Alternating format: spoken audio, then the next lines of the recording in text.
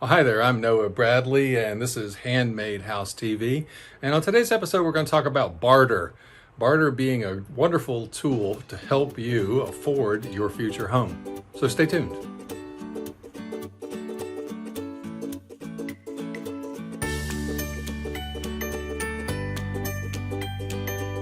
Well, all right, today I thought we'd get perhaps a little bit off topic as far as construction techniques in order to build your handmade house. But this is an important one. It's a critical one. It's a fun one, and it's a great life skill for anyone to have, and that is the ability to barter with someone. Perhaps you've had experience with barter and you've done it in the past, and if so, congratulations. And if not, in the process of building a home is a great time to give it a try, to learn, to see how it is that this works out, and it might very well work out for you very well. Barter is the method of exchanging two items of fairly equal value in order but that both parties are happy with what they got. It's the way that civilization used to work. If you made candles and someone else had shoes that they made, you could swap the candles that you made for the shoes, and both parties would walk away with something they really needed.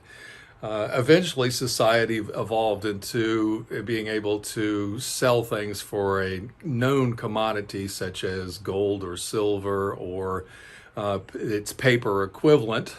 And it was a universal token, whereas people didn't have to come up with that perfect match in order to trade. There was a universal trade mechanism that allowed easy going back and forth, and we've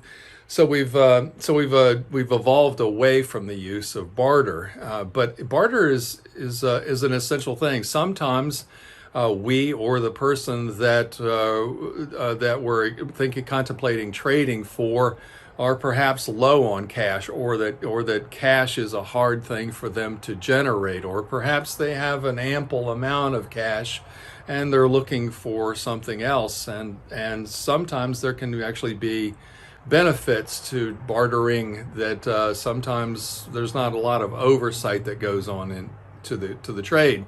Of course, when you barter, technically you're supposed to contribute your part of the taxes that are due, just like if you exchanged cash between each other. And I'll let your conscience be your guide on that, but I don't want to encourage you to break any laws in the process of bartering. And one of the tips that I can give you in bartering is that you should try it. You should expect it to not work out as often enough. I would think that whenever I've raised barter up, probably it works 1 out of 4 times, 1 out of 5 times, that quite often there's not a good match for the other person. And that the other person, if he's got something for sale, they're very likely he needs cash or wants to keep it cash at that particular moment, because you need cash in order to pay a lot of bills that are due or a lot of expenses, and also that cash gives you that freedom to pick whatever it is you want in life. If you want to buy an apple and somebody offers to trade you oranges, you're not getting what you want, whereas cash gives you that focus in order to do it. So one of the things that I really want to emphasize is that when somebody has something that you want, you need to think about, first of all, what it is that you have to offer them. And it's a good general thought to have in life before you even get to the situation of wanting to barter is, what are my barterable skills, or what kind of barterable product can I provide that many other people would love to have? If you make, say, violins for a living, obviously there are very few people that would want a violin. You're limiting yourself into what you can offer out there. Whereas if you were, say, a person who was a farmer, or somebody who raised meat for a living, that a lot of people would be interested in trading for groceries, or for any other standard stock item that they routinely use in life. And so that's a good starting place. Now, an example I could give you is that in handmadehouses.com, clearly, if you've been following along here, you know that I generate premium step-by-step courses, such as the Log Cabin Academy and how to build log cabins, and Stonemason Academy, how to generate wonderful stonework for your future house. I put a lot of effort into it based upon decades of experience, and I put in weeks or months or sometimes even more than a year into creating a product. So these products are created, I put a lot of effort into it, and I sell them at an absolute bargain price, but still some people, this is a hurdle in order to get through to, in order to achieve the products that I've created, that I know that they want it, but cash is a little bit strict for a lot of us, including myself. And so I've had plenty of offers in order to barter for my courses, and some of them have gone through. If you go to my website, handmadehouses.com, in my opinion, it's a beautiful website. There's a ton of stuff there. There's free photographs, articles, instructions, videos, testimonials of people that have gone through my courses. And it's a beautiful website, and how I got such a beautiful website is that someone with skills in order to create a website offered to barter in exchange for membership in the Handmade House Guild, which gives you access to all of my courses. I took him up on the offer. I've got a beautiful website. He got lifetime access to all of my courses. It was a win-win. At least it was a win-win for me. I'm hoping and assuming everything based upon what the other individual told me. He was plenty pleased with the trade as well. And this has worked other times, but to be honest, most of the trades that have come my way, I've turned down. I'm not interested in a lot of things at my stage in my life. I just want to pay the bills and maybe take a vacation. So if you got a vacation house, that's for a week or something trade, that'd be an excellent barter item to have. But one thing, if you're interested in joining the Handmade House Guild and money is an issue, I can present to you one barter item that would definitely be something I'd be interested in, and that is what kind of skills that you know. Do you know how to put a roof on a house? Do you know how to lay cinder blocks and bricks?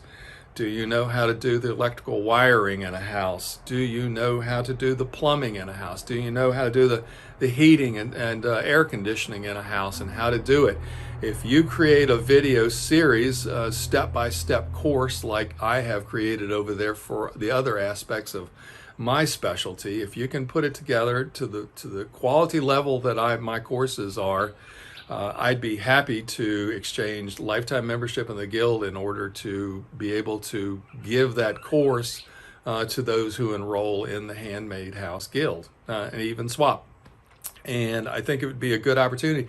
And if you don't know how to lay cinder blocks, perhaps you can hire a mason. You can break out your phone and a tripod, and you can record step by step as this mason teaches you, and you demonstrate as a newbie how to lay these cinder blocks and how to get it out. You might very well be able to create a wonderful course, and that would help everyone that's within the Handmade House Guild. So you'd be a treasured member of it because of that, and I'd be happy to allow you in the door for nothing in exchange for that generated product. So keep that in mind.